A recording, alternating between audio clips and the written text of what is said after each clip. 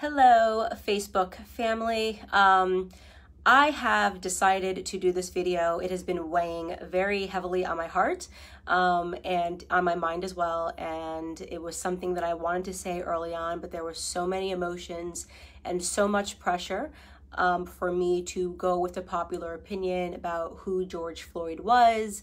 And sometimes it can be difficult when there are just so many external pressures to say what you believe. And this was an instance where I felt like my silence would have been better in the beginning, but the more that I think about it, I realize that we are being sold a lot of lies, and at the detriment to the Black community, at the detriment to the white community, and at the detriment to America as a whole. So I want to come out and say that I do not support George Floyd and the media depiction of him as a martyr for Black America. I'm going to explain why, and I hope that some of you guys will understand where I'm coming from. I have spent a considerable amount of time reading a lot of Black authors that I think are some of the most brilliant Black Americans breathing. Walter Williams, Shelby Steele, Thomas Sowell, and I recently came across something that was an idea that was planted into my head by Shelby Steele, and it has been something that I cannot forget. It is something that will stick with me for the rest of my life.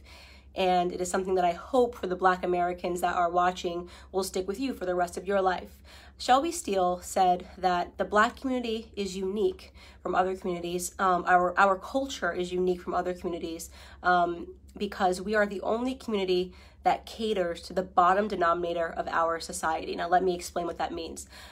It means to say that not every Black American is a criminal, not every Black American is committing crimes, but we are unique in that we are the only people that fight and scream and demand support and justice for the people in our community that are up to no good.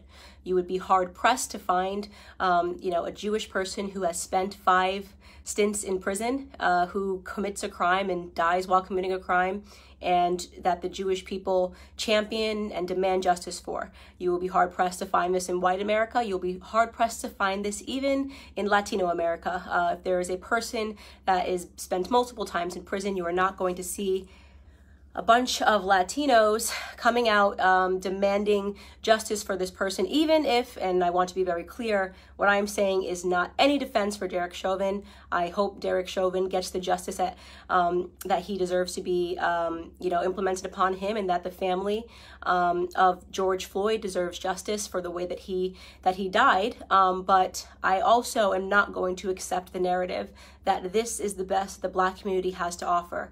For whatever reason, it has become fashionable over the last 5 or 6 years for us to turn criminals into heroes overnight.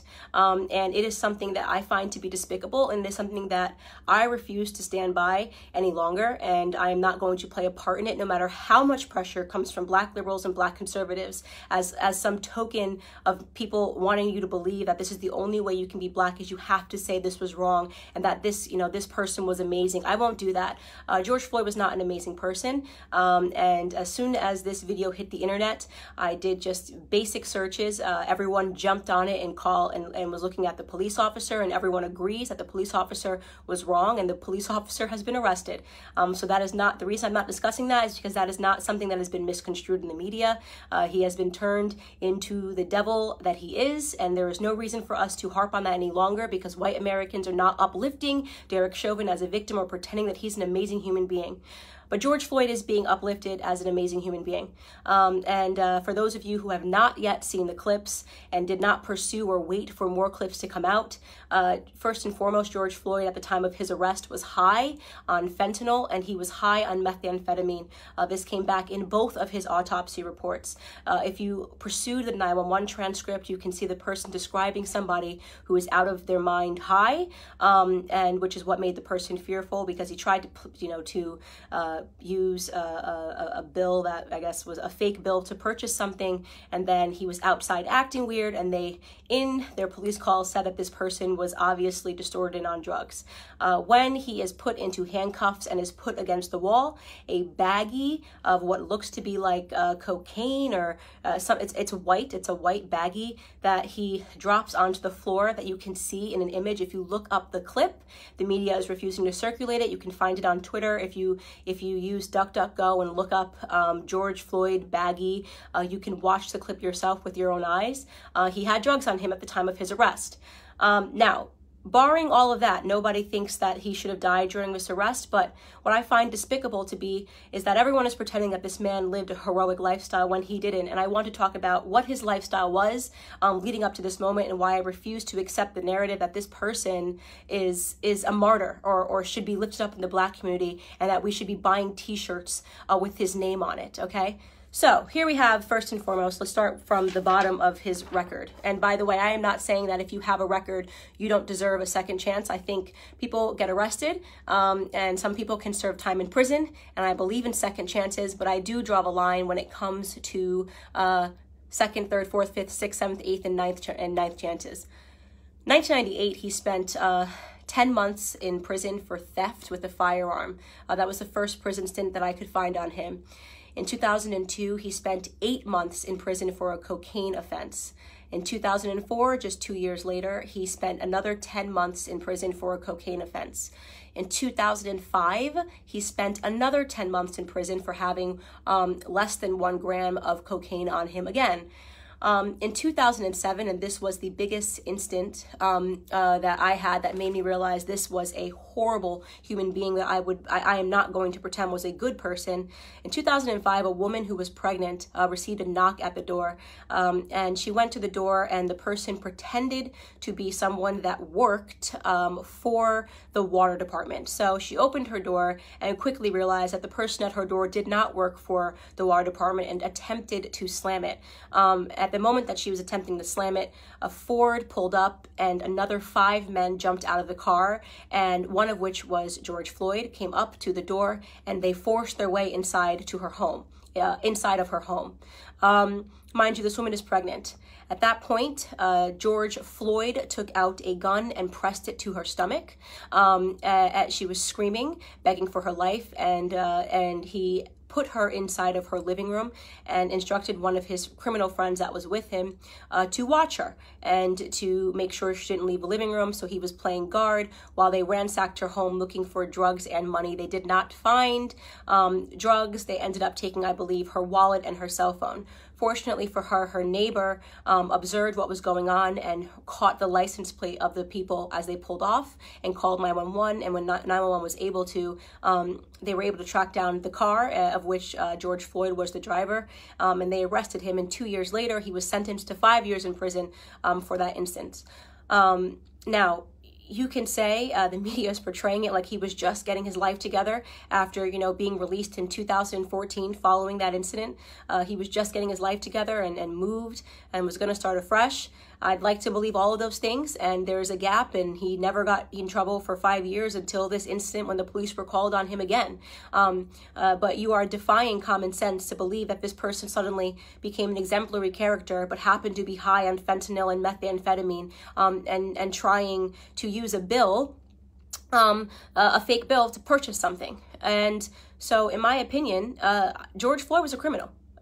He was a criminal, and just because he was a criminal doesn't mean he deserved to die at the knee of a police officer, but it does mean that I am not going to play a part of the broken Black culture that always wants to martyr criminals, who wants to pretend they were these upstanding human beings that just wanted to help society, that just wanted to reach out and uplift society. And he has a rap sheet that is long, that is dangerous. He was an example of a violent criminal his entire life. Okay, up until the very last moment. Now, again, I want to be clear. This is not a defense for Derek Chauvin. No one that I have spoken to, no one in the news is defending Derek Chauvin. He is getting what he has coming to him. Okay, great.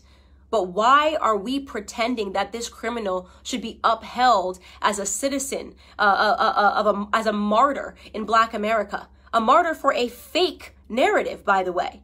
Police brutality, racially motivated police brutality is a myth. Okay, so let's get into that.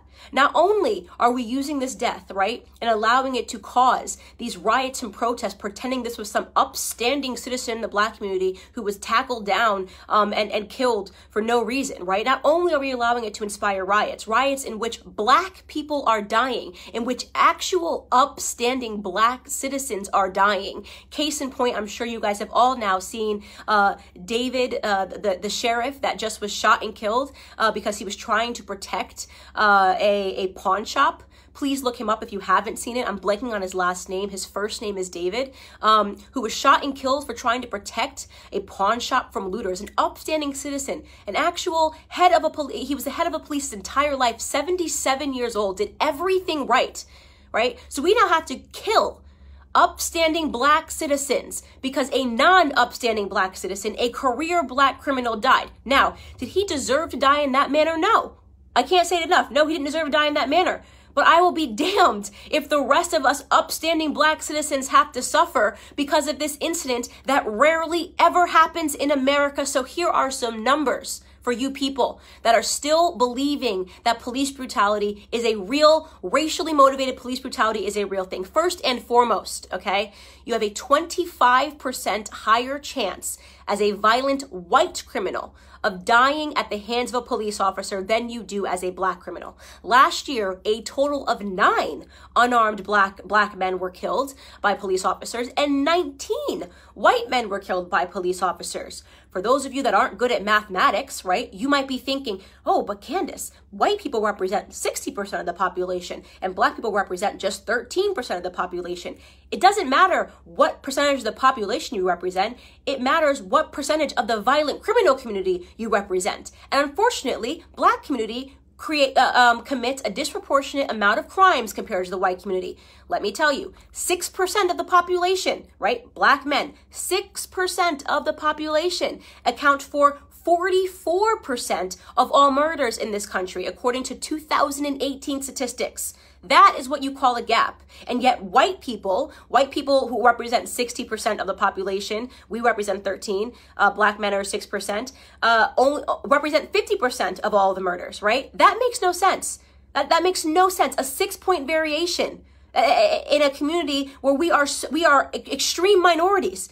We commit 50% of all violent offenses, evenly split, and we're only 13% of the population, okay? So we have a lot more encounters with police officers. And don't say the police officers are coming around because we're Black. I'm talking about violent criminals. I'm talking about murder, 44% of murders, okay? You want to talk about real statistics? The police officers have way more to be fearful of in the Black community than the other way around, okay? We commit, on average, a police officer is 18.5 times more likely to be killed by a Black person than the other way around. Okay, so this entire narrative is complete smoke and mirrors. It's all made up. It's just election fodder. It's white versus Black because it's an election year, not because Black Americans are suffering at the hands of police officers more than white Americans. Do some police officers do the wrong thing? Yes. I don't think there's anybody in the world who has not encountered a police officer and thought this person is an absolute jerk who is power tripping, whether you are Black or white. We know they exist. And we know they're always going to exist, by the way, because they're human beings. And sometimes human beings suck. In fact, if you want to attack a community for accidental slayings or brutality, did you know that doctors accidentally kill 250,000 people every year because of mistakes? Did you know that there's been doctors that have been arrested for being serial killers that just were killing people because they wanted to? Do we protest and boycott doctors? Do we assume all doctors are horrible human beings because some doctors are? Or do we realize that society is not perfectible? People suck in every profession. It is no excuse to paint society with a broad brush. It is certainly no excuse to accept a Democrat narrative, okay, that Black people are being disproportionately hunted down by police officers because of the color of their skin. You want to know the best way to avoid not being brutalized by a police officer is to limit the amount of encounters you need to have with them, especially when it comes to violent crimes. Okay? I am not going to stand for this continual bottom-feeding narrative of us martyring people that have had 5, 6, 7 stints in prison and then pretending they were upstanding heroes to our community. It's bullshit. It's bullshit. Excuse my language. It's absolute bullshit. And I'm tired of it. I'm tired of having to play pretend. I'm tired of sitting here and being called a coon or an Uncle Tom because I won't play this bottom-feeding game with you. If you want to hang up posters of criminals on your wall and talk about them as your martyrs, do it. Do it. You can do it. Kobe Bryant was my idol, okay? I'll keep a photo of Kobe Bryant. You can keep one of George Floyd and pretend he was an upstanding human being that just once or twice put a gun across a pregnant woman's belly. Could you imagine that woman right now? That black woman, by the way, right? Watching everybody pretend this person was an upstanding human being who just at the age of 42 and 5 prison stints was going to get his life together. I mean, it's embarrassing. We are embarrassing in that regard, right? This is why we have a cycle and a toxic culture, because nobody wants to tell the truth in Black America. It's so easy to be a victim. It's so easy to ask white people to bow down and apologize and do all these things for us. It's crap. It's crap. It's a lie. It's a farce. Our biggest problem is us, okay? It's why we don't talk about it when black on black crime happens. It's why we don't talk about it when 40 black people are killed in one weekend during Memorial Weekend in Chicago. We don't want to talk about any of that stuff. We don't want to talk about Baltimore. We don't want to talk about New Jersey. We don't want to talk about any of these places where black people are being slaughtered by other blacks, because that would mean that we had to be personally accountable, right? That would mean personal responsibility. We don't do personal responsibility in our community. We don't do it. We blame white people, right? We only point a camera to white people when they do something, even though we do it at a way higher rate to ourselves, right? We celebrate our drug dealers. We're the only community, right, that would ever create hashtags to free people from prison because they committed crimes, like free Meek Mill, free this rapper, free this rapper. How hard is it to not spend multiple times in prison? How difficult is that? Is that too hard for us? Is that way too high of a mountain for us to scale, to do the right thing, to be upstanding citizens? That is the call to action that I have for Black America with Blexit. Like, why do we keep fulfilling this narrative? What do you think the perception of us, by the way, is on the outside? You ever look at the comments? You ever go into like an anonymous blog and see what people say? Oh, just black people being black people. I see those racist comments. Oh, just black people got to riot. Black people got to be black people. You know how they are. Oh, just black people being ignorant. That is the perception. When people get to be anonymous and talk about us, that's what they think about us, right? They think that we are the kind of people that will forever uphold criminals as the martyrs of our society, that we will never take account for the things that we do wrong, right? That we don't have it within us to educate ourselves to get ahead. And that for those of us that actually do it, well, we get called coons, right? You got Condoleezza Rice, she's a coon. Larry Elder, he's a coon. Dr. Ben Carson, brain surgeon, first ever to perform the surgery of splitting twins that are connected by the head. He's a coon, right? What a loser he is. What a stupid guy he is. Kanye West says he's not going to be told to do it because of the color of his skin. He's a coon. He's lost. He's in the sunken place. The sunken place. That's where we all are, right? Because we demand more and we will get more out of this society, because we're going to get ahead, right? That's what's going to happen. We're going to get ahead. Black conservatives get ahead because we don't subscribe to this narrative. Because you're not going to catch me outside trying to grab a TV pretending that it's because a martyr named George Floyd got killed. Okay? I'm a big believer that no matter what color you are, you do stupid things, you win stupid prizes. Okay? We have to do better. We have to teach our kids better, or we're not going to get ahead, right? Anyways, this is just a rant because I have been feeling super annoyed at these depictions in society. I have no apologies here to make. George Floyd is not my martyr. He can be yours. That's all I have to say to Black America.